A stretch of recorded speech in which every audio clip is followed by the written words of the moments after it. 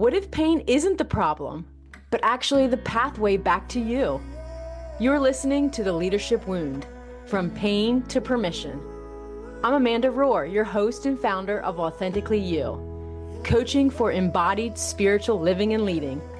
This is where we get honest about the real cost of leadership, the burnout, the pretending, the rejection, and the return to your authentic self.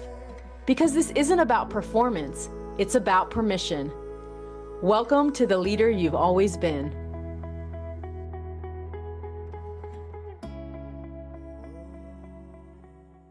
Regulation is your ability to come back to safety inside your body so you can stay connected to God, to yourself, and to the moment that you're in.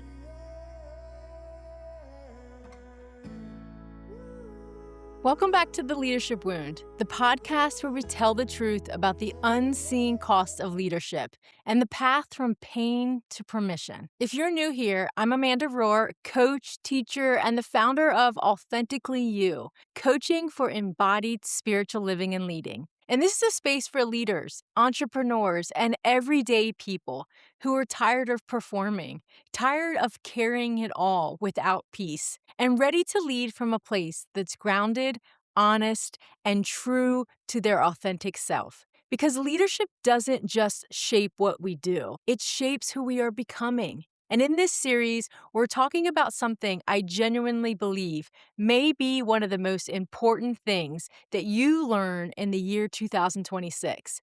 And that is the capacity to hold space for uncertainty. This is a 4-part series, and we're breaking down the key components that help you build the capacity, not just as a concept in our heads, but as an everyday lived skill. In episode 1, we talked about why this matters, why uncertainty isn't always a sign that you're off track, and how God often calls us to hold space for the unknown because He's preparing something that we cannot yet see. And today, in the second episode, we are starting the first component, which is regulation. Regulation is key to creating space for uncertainty because uncertainty has a sound. For some of us, it sounds like rushing. For others, it's like spiraling. And for others, it sounds like silence and shut down. And if your nervous system is activated, if your body thinks that you're in danger, your brain will do what it was designed to do. And that is to scan for threats, solve everything immediately, and brace for impact, or escape the discomfort altogether as fast as possible. Which is why so many leaders feel like they're fine until they're not. Until a meeting ends and you replay every sentence that you said, or until you lay your head down at night in your bed and you lie there awake, trying to think your way into certainty, or until you start overworking, over-explaining, or over-controlling, because control feels like relief to you. So today we're going to talk about what regulation actually is, why it matters in seasons of unknown, what dysregulation looks like in leadership, and how you can build capacity using the rhythm I teach and live by, which is pause, return, and embody. Regulation is leadership. It's crucial and essential to holistic health as you lead and live. Because a regulated leader can stay present with the people around them. A regulated leader can listen. A regulated leader can respond instead of reacting. And a regulated leader can hold vision without forcing outcomes or results.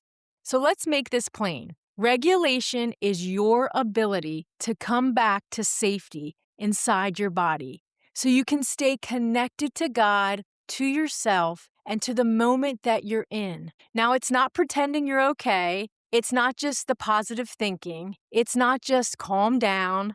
And it's definitely not spiritual bypassing. Regulation is learning how to be with what's real, what's going on in real reality, without letting it hijack you.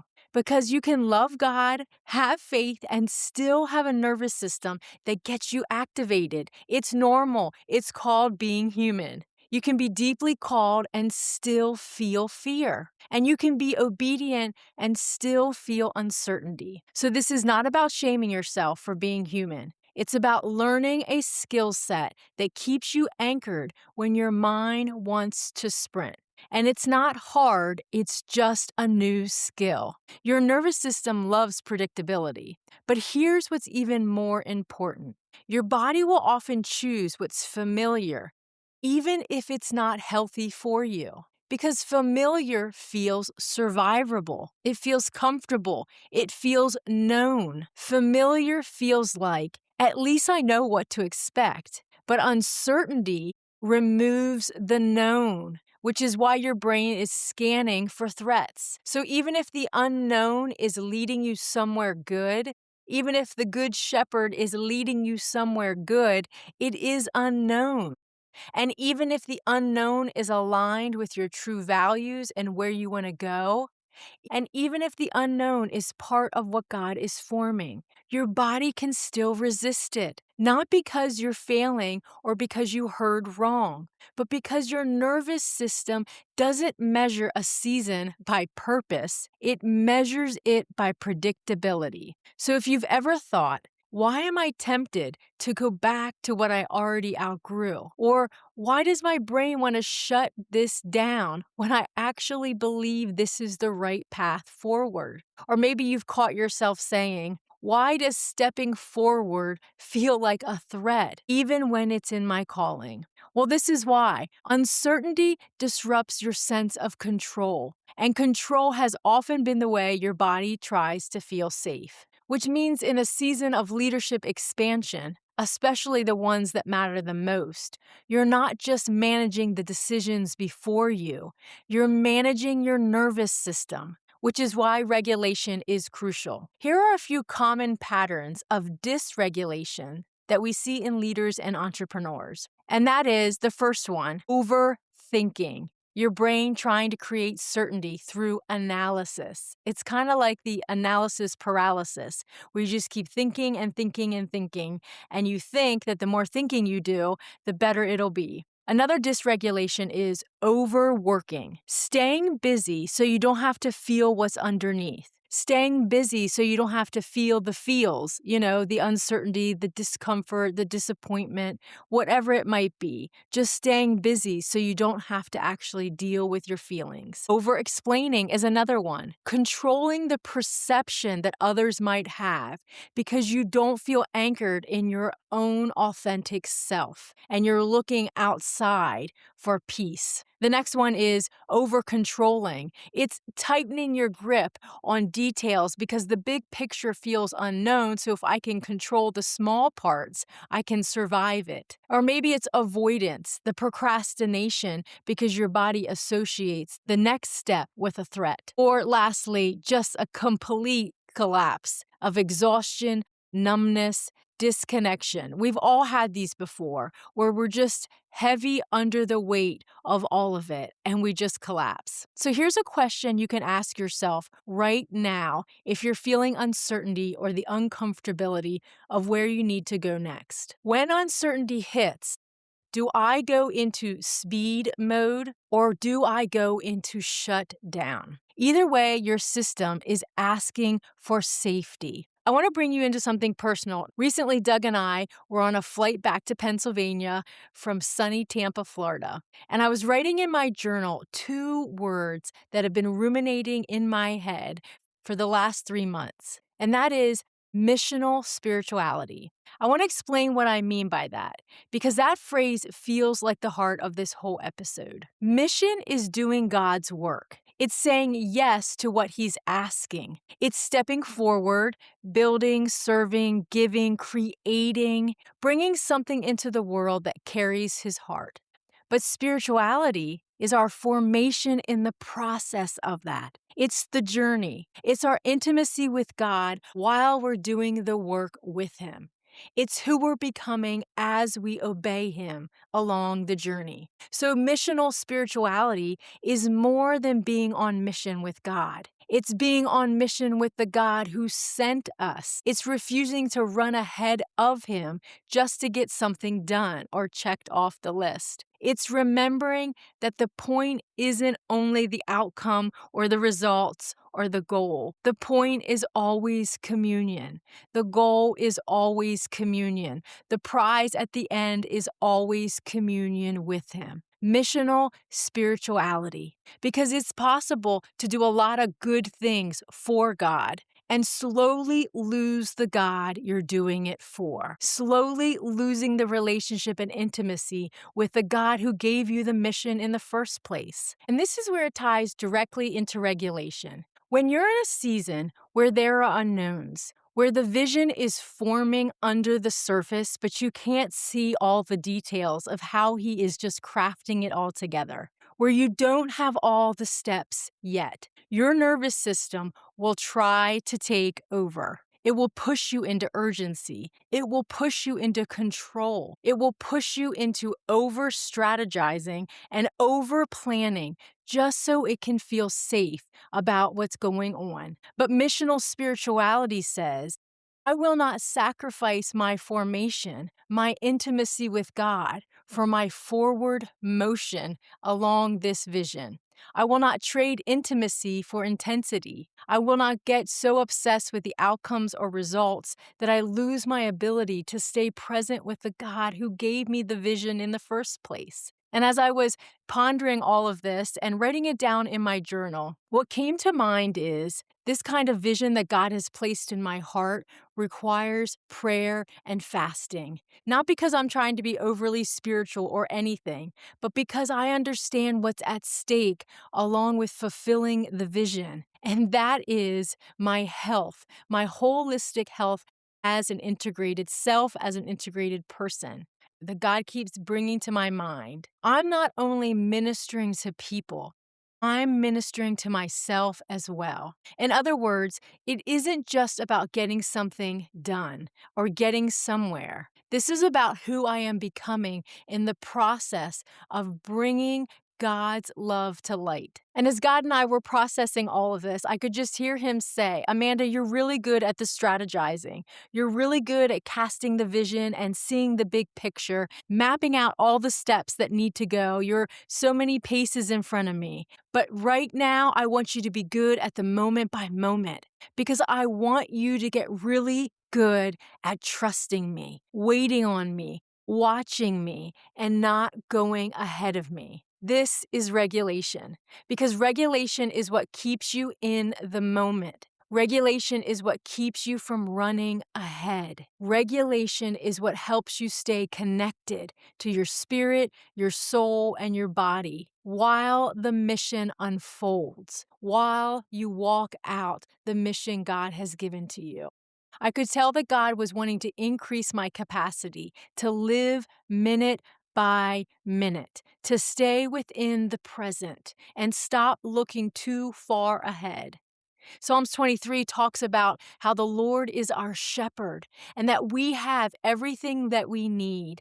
And in the Lord's Prayer, it talks about asking God for our daily bread, not the bread that we're going to need the next day or the next month or in the next 30 days, but the bread that we need for the moment. Because where God wants to take you will require you to hold capacity for uncertainty and the unknown. Sometimes God takes you to the unknown before the vision becomes visible. And He does it on purpose so that you will increase your capacity to wait on Him and to trust Him. And that means if you're used to holding control very tightly, if you're used to having it all laid out, if you're used to having a plan, this season will mess with your nervous system. And you'll have to find regulation in different ways. Practically, I live by and coach my clients through a rhythm called pause, return, and embody. This is how I structure all of my coaching calls, not because it's fancy, but because it works and it's simple for real life. We're holistic beings, mind, body, and spirit. So if your nervous system is activated, you can try to think your way through uncertainty and still feel your body spinning inside. That's why we need rhythms for regulation. When we pause and we tell the truth about what's happening right now, we interrupt, we stop the rush.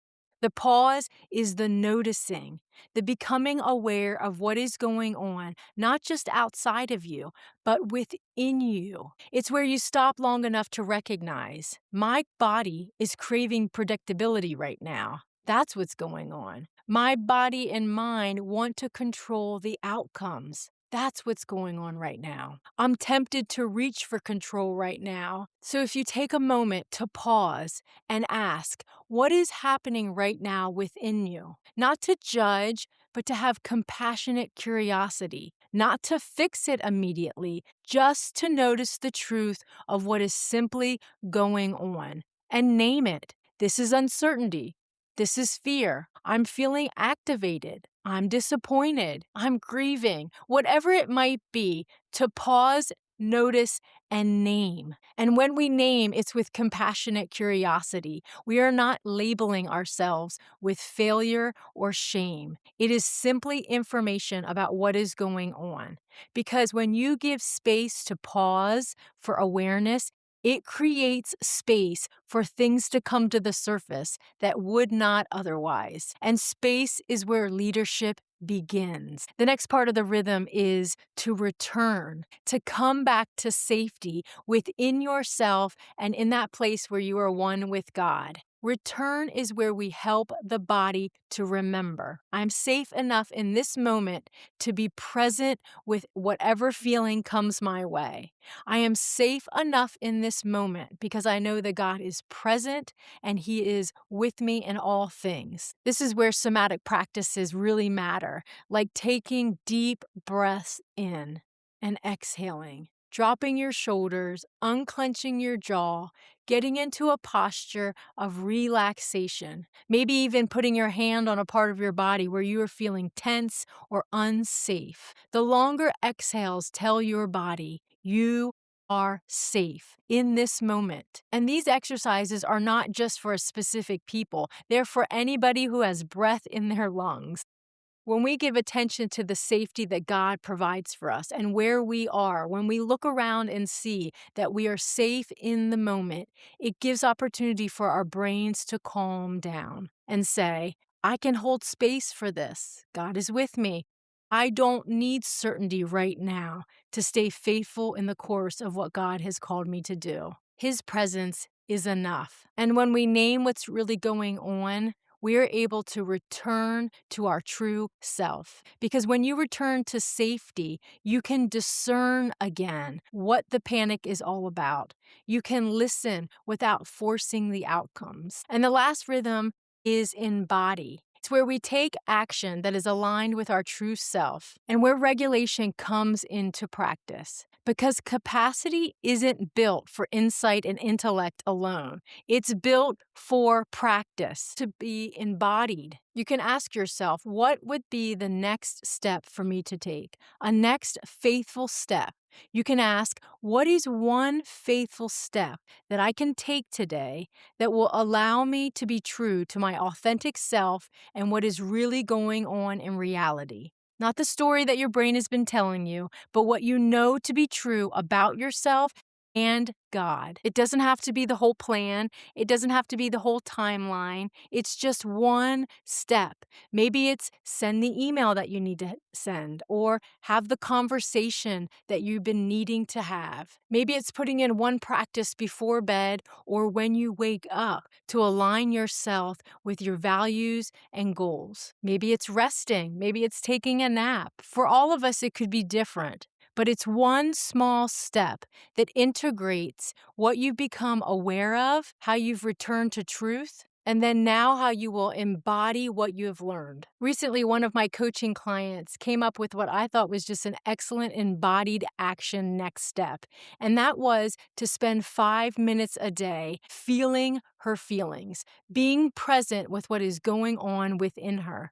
And I'm practicing this in my own life because regulation isn't just a concept I teach. It's something I practice. I try to be a practitioner of that which I coach. It's something I'm choosing on purpose right now and in real time. It's simple, so simple, it almost feels too basic. These are the 3 daily consistent components for my personal regulation that I have in the first quarter of the year, and they allow me to hold space for uncertainty. The first daily rhythm is regular and consistent sleep and wake times. I'm treating my sleep like it matters because it does. A dysregulated body can't hear clearly. I can't lead steadily. I can't hold the vision that God has given me without turning it into pressure if I'm exhausted physically.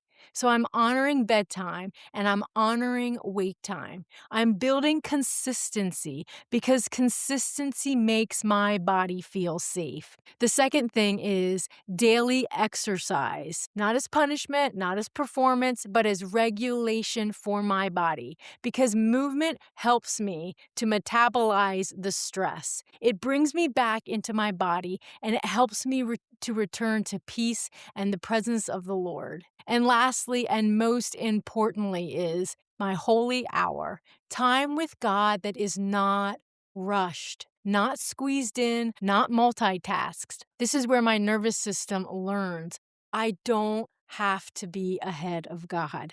I can wait expectantly. I can watch for surprises, and I can trust that He is many steps ahead of me, working out His plan for His glory and for my good. And I want you to hear this.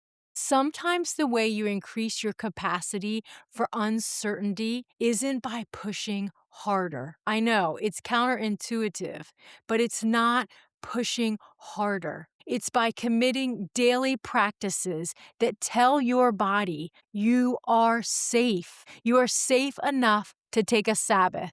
You are safe enough to rest. You are safe enough to let that go undone and stay present. It's by committing daily practices that tell your body you are safe enough to stay here in the present. The Lord is our shepherd. I shall not want anything. The Lord is my shepherd. I have all that I need right now. This is how I'm making space for myself right now, because where God is leading us, where He is forming us, requires capacity. And that capacity is built through regulation, daily, consistent, simple rhythms. So as you move through this week, here are a few questions that you might want to sit with. Where do I reach for the familiar, for the known, even when it's unhealthy for us? When uncertainty hits, do I need to speed up or do I shut down? And which part of the pause, return, embody do I avoid most? Some of us are really good at keeping busy, and so we don't even want to pause. We think it's laziness to stop and notice. Some of us don't want to return to what we know is true about ourselves because we've been so programmed by the perception of others. And some of us are just so heavily burdened that we are unable to be clear about an embodied next small step. What daily rhythm would help your body feel safe? What would it look like to practice regulation as part of your spiritual formation? You don't need certainty to lead well. You need a regulated way to return to yourself and to God in the middle of the unknown. Until next time, lead like you. If you've been sensing you're ready for the next step, more clarity, more living and leading with peace and freedom, then start here. Download your free Authentic Leadership Starter Bundle at AuthenticLeadershipCollective.com, including 10 traps that keep leaders stuck, an 8-minute morning meditation to reconnect with God, plus practical tools to realign with your true self. And if you want support turning this into real lived change so you can live and lead like you, book a free call with me so you can begin today living and leading authentically.